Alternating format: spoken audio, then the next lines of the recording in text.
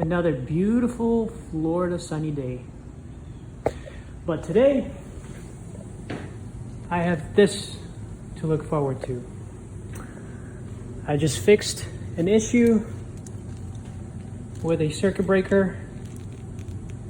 Kind of a unique one. I don't think I saw a video on this on YouTube, so I'd like to post one and show you guys what happened. This breaker, I have a single family house and I needed to do some work on my sprinkler pump. And so I go to turn off this circuit breaker, go back out to the pump, check the wiring, it's still live. So I come back to this panel here, I check the poles on this breaker. One of them is turned off, but the other one is still live, even though the circuit breaker isn't off. So my initial reaction is, uh-oh, but also it might be backfed through another circuit that's connecting to my sprinkler pump. So I go ahead and turn off all of these circuits, these circuit breakers here, put them on off, and then I retest the pole that was still live, and it is still live. So what that tells me is that it's not actually being backfed by anything. I then realize it's just faulty breaker. Kind of weird. I shut off the main breaker, then I retested, and that shut off everything to this panel and also to those breakers.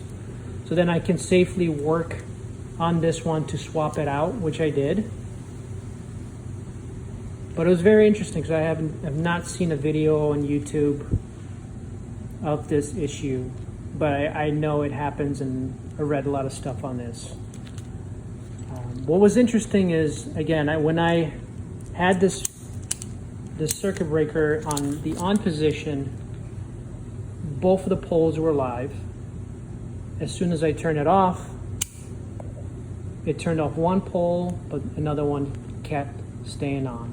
And so this circuit breaker is not turning it off.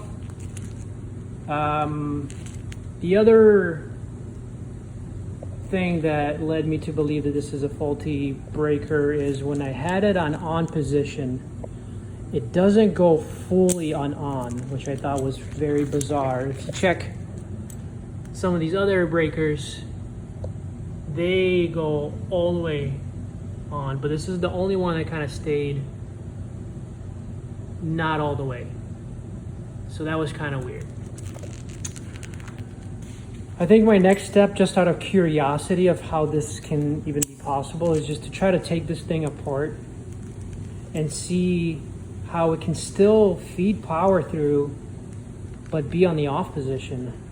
Something must have burned on the inside, but the metal components continue to touch so that it continues to transmit power. That's my guess, but I'll just have to get in here and look under the hood and see if there's anything that can be uncovered. But I thought this was super interesting.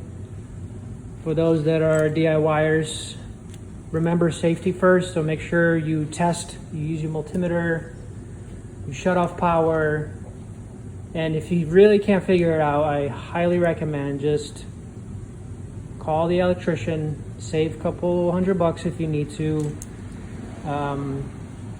and get it done that way. But yeah, see you guys soon. Maybe I'll take this thing apart and see what's inside it. Cheers.